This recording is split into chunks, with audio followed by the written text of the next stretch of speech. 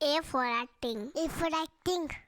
हर professional के पास हर profession में कुछ टूल्स होते हैं जिन टूल्स को यूज़ करके वो अपनी एक्टिविटी को परफॉर्म करते हैं। एक्टर्स के पास भी कुछ टूल्स हैं और बहुत ही पर्सनल टूल्स हैं। बाकी जितने भी प्रोफेशन हैं उनमें टूल्स एक्सटर्नल हो सकते हैं।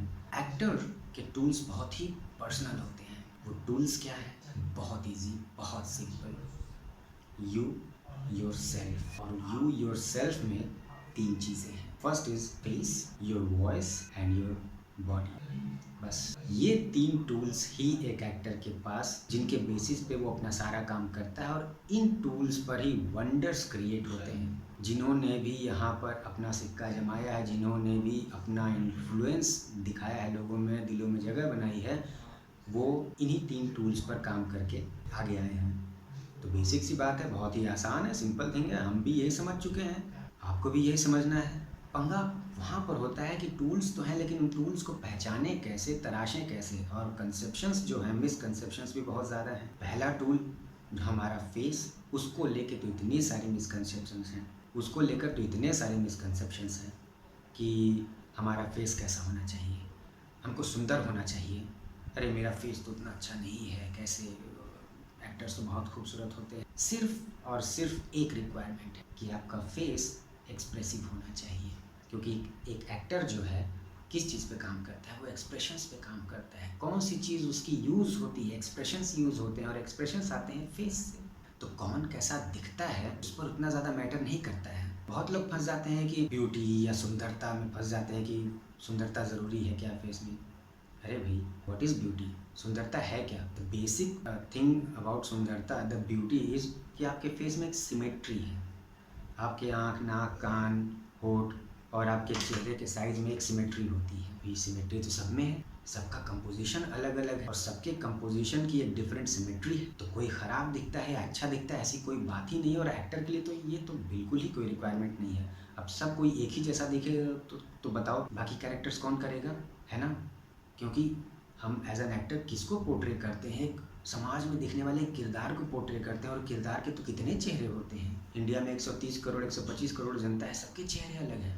क्या मैटर करता है कि मैं एज एन एक्टर उस पर्टिकुलर किरदार की भावनाओं को व्यक्त कर सकता हूँ क्या अपने चेहरे के द्वारा? तो बेसिक सी बात है कि फेस में एक्सप्रेशंस होने चाहिए। Second thing is your voice. अभी वॉइस में भी बड़े सारे कन्फ्यूजन होते हैं कि एक बैरिटोन वाली वॉइस होनी चाहिए क्या, एक एक्टर की आवाज़ में गंभीरता होनी चाहिए, एक डेप्थ होनी चाहिए, मैनली वॉइस। सब बेकार की बात। इस दुनिया में सारे लोग क्या हाय माय नेम इज ऐसे ही बात करते हैं क्या? ज़रूरी नहीं है। सबकी आवाज़ अलग अलग है, सबके बात करने की जगह अलग अलग है। थ्रोट में किसकी आवाज़ कहाँ से निकलती है, किसी की आवाज़ पतली है, किसी की आवाज़ मोटी है, किसी की आवाज़ हस्की है। डिफरेंट कैरेक्टर्स, डिफरेंट किरदार, डिफरेंट वॉइसेस। लेकिन एज एन एक्टर आपको एक चीज़ चाहिए कि आप जो भी बोलें वो क्लियर हो, क्लैरिटी के साथ बोलें। तभी लाइंस, डायलॉग्स सुनाई देंगे कि किरदार आखिर बोल क्या रहा है। अब ऐसा नहीं कि आवाज़ फंसी फंसी जो, डिक्शन साफ होना चाहिए ताकि जो बोल रहे हैं आप वो चीज़ समझ में आए। That's it. बेसिक सी चीज़ है ये तो। उसकी उसकी कुछ एक्सरसाइजेज हैं, वो करिए। क्लैरिटी होनी चाहिए आप जो बोल रहे हैं। बाकी आवाज़ पतली, मोटी, बैरिटोन, ये सब अगर आपको चाहिए तो आप कर सकते हैं। बैरिटोन लाना कोई बहुत ऐसा कोई मिरेकल वाली बात नहीं है। आप एक्सरसाइजेज वैसे करेंगे तो आपके बैरिटोन आने लगेंगे। आप जब डायफ्राम से बोलने की प्रैक्टिस करने लगेंगे और अपना थ्रोट क्लियर रखेंगे और प्रैक्टिस करेंगे तो आपकी आवाज़ जो है एक बैरिटोन उसमें आएगा, एक डेप्थ आएगी। एक्सरसाइजेज होती हैं जिसके लिए मैं वीडियोस बनाऊंगा, separate videos dedicated to face, dedicated to voice and dedicated to body, which is your third tool. Body में भी बड़ी सारी कन्फ्यूजन है कि कैसी बॉडी हो। क्या मुझको एकदम बॉडी बिल्डर होना चाहिए, सिक्स पैक होना चाहिए, like jaw line, masculine.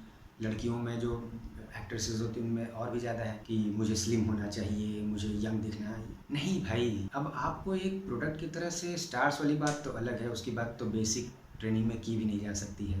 Basic thing कि आपकी बॉडी जो है वो एक्टिव होनी चाहिए। और as an actor you should be healthy, because long hours of work होते हैं। प्लस जो एक्सरसाइजेज हैं वो एक्सरसाइजेज आपकी बॉडी सफ़र करने लायक, टॉलरेट करने लायक होनी चाहिए। फ्लेक्सिबिलिटी होनी चाहिए, है ना? और बेसिक हेल्थ, बेसिक हाइजीन तो रिक्वायर्ड ही होता है, because as an actor you should be looking neat, all said and done, to your face, through your voice and through your body. तो बहुत ही सिंपल है, जिस हिसाब से आप हैं अभी, बस इसमें ही आपको जो वो एक्टिंग के एक्सरसाइजेज अगर आप वो करते रहते हैं तो आपकी बॉडी खुद ब खुद, आपका फेस खुद ब खुद, आपकी वॉइस खुद ब खुद अपने आप ढल जाएगी। एक सिंपल शब्द में समझाऊँ तो क्लैरिटी, फेस की क्लैरिटी, हर एक एक्सप्रेशंस की क्लैरिटी।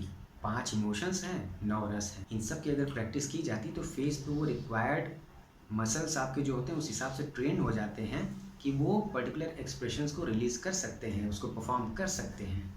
वो इमोशन का डिस्प्ले हो जाएगा, उस भाव का डिस्प्ले हो जाएगा, उस एक्सप्रेशन का डिस्प्ले हो जाएगा। आपकी जो वॉइस की जो ट्रेनिंग है, अगर आप वो करते हैं तो आपका वॉइस क्लियर हो जाएगा। हो सकता है बैरिटोन आ भी जाए, क्योंकि ऐसा तो नहीं है कि एक्टिंग में आपको अकेला छोड़ दिया गया कि भाई ये तो कुछ नहीं है, नहीं, इसमें बहुत सारे एक्सरसाइजेज हैं, सदियों से चला आ रहा है, लोगों ने रिसर्च किया हुआ है, बड़े बड़े विद्वानों गुरुओं ने सजेस्ट किया है, उन्होंने ऑब्जर्व किया एक्टर्स को, लोगों को, तो ये चीज़ बताए कि अगर आप ये एक्सरसाइज करते हैं, ये एक्टिविटी करते हैं, तो आपको जो रिक्वायर्ड है आपके फेस, बॉडी एंड वॉइस में वो चीज़ आ जाएगी। बॉडी में ऐसा नहीं कि आपकी बॉडी स्टिफ है, योर शोल्डर्स आर स्टक, कि आप ये मूव करने में आपको प्रॉब्लम हो रही है, या एक्सप्रेशन में कि बहुत सारा एक्सप्रेशन बॉडी में भी फंसा होता है, बॉडी में एक्सप्रेशंस बहुत ज़्यादा होते हैं, बॉडी लैंग्वेज। वैसा नहीं हो कि बॉडी आपकी एक ऐसी स्टिफ सी है कि उसमें ऑलरेडी एक लैंग्वेज चल रही है, तो उसके ऊपर एक नया लैंग्वेज डालना हो सकता है मुश्किल हो। जैसे कि एक पेंटर अगर पेंटिंग करने जाता है तो canvas should be plain white, so that उस पर बाकी रंग भी भरे जा सकें, बाकी चीज़ें बनाई जा सकें, आपके वॉइस की एक्सरसाइज हो जाए, आपके बॉडी की एक्सरसाइज हो। It's actually very very simple. Tools आपके हैं, आपके पर्सनल हैं, आपकी बॉडी तो आपसे कोई नहीं छीन सकता, आपका फेस, आपकी वॉइस तो आपसे कोई नहीं छीन सकती, ना ही दुनिया में कोई एक ऐसी चीज़ है जो इसको रोक सकती है। हाँ, रोक सकता है तो सिर्फ आप। अगर आप इस चीज़ को समझे नहीं और किसी दूसरे बहकावे में फंस जाए, दिखावे वाली सुंदरता में, एक उसकी एक फेक डेफिनेशन ऑफ ब्यूटी और हैंडसमनेस, या एक fake idea of being a heavy voice, या एक फेक एक marketed idea of having a particular kind of body, वो six pack and bulge and chest coming out वाली। बहुत सारे लोग को प्रॉब्लम हो जाती है कि मैं तो बहुत शॉर्ट हाइटेड हूँ। क्या है, किरदार अगर आप कर रहे हैं, वो भी आज के दिन में, जबकि इतना रिफॉर्म हो चुका है, आज तो हम बेस्ट टाइम में अपने जी रहे हैं एक्टिंग के हिसाब से और स्टोरी टेलिंग के हिसाब से, कि अब ऐसा कोई स्टीरियोटाइपिंग नहीं रह गया है। लोग नेटिव फेसेस, नेटिव सी पर्सनालिटी को अप्रिशिएट कर, उनको सेलिब्रेट कर रहे हैं। तो मैं तो बोलूँगा this is the best of time. और आपने अगर एक्टर बनने का सोच लिया है, आप ये एक्सरसाइजेस करिए और ये कॉन्सेप्ट समझते जाइए और अपने आप को पहचानिए। जो आपका फेस है, नॉरस 5 इमोशन प्रैक्टिस। वॉइस के लिए डायफ्राम से बात करने की आदत डालिए, उसके लिए ओम का जाप कर सकते हैं, मेडिटेशन कर सकते हैं। सेपरेट एक्सरसाइजेज है जिसके लिए मैं सेपरेट वीडियोस बनाऊंगा। बॉडी के लिए भी एक्सरसाइजेज हैं, कैसे बॉडी को ओपन करें, ओपन अप कैसे हो जाएं, जो ये बॉडी कई बार फंसी होती है इसको कैसे ओपन करके आगे बढ़ जाए, तो इतना आसान है। So wait for my next video dedicated on face, voice and body.